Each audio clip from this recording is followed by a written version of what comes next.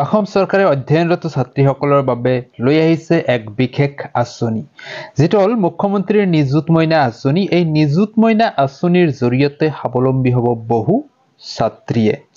তেখেতসকলে প্ৰতি বছৰত 10,000 15,000 কৈ টকা অধ্যয়ন কৰি থাকিলে পাব।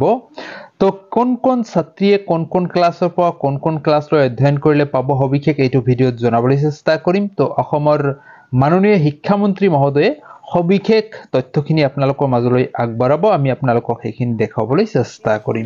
আঁচনি এখন গ্ৰহণ কৰিছে, সেইখন হ'ল নিযুত মইনা।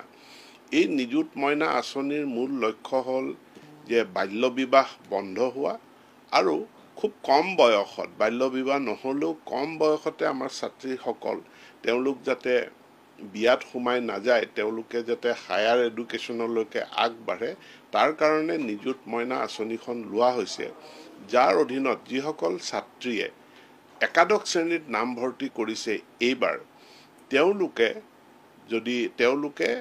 10 মাহৰ কাৰণে 1,000 টকা অসম চৰকাৰৰ পৰা নিযুত মইনা আঁচনিৰ অধীনত লাভ কৰিব।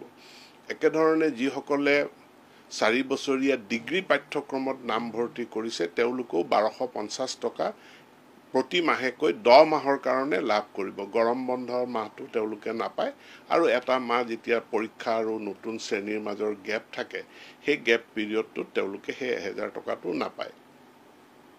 ইয়াৰ উপৰি যিসকলে পোষ্ট গ্ৰেজুৱেট স্নাতকোত্তৰ অধ্যয়নলৈ যাব তেওঁলোকৰ কাৰণে 2,500 টকা ছোৱালীবিলাকৰ কাৰণে প্ৰতি মাহে দিয়াৰ কাৰণে ব্যৱস্থা কৰা হৈছে।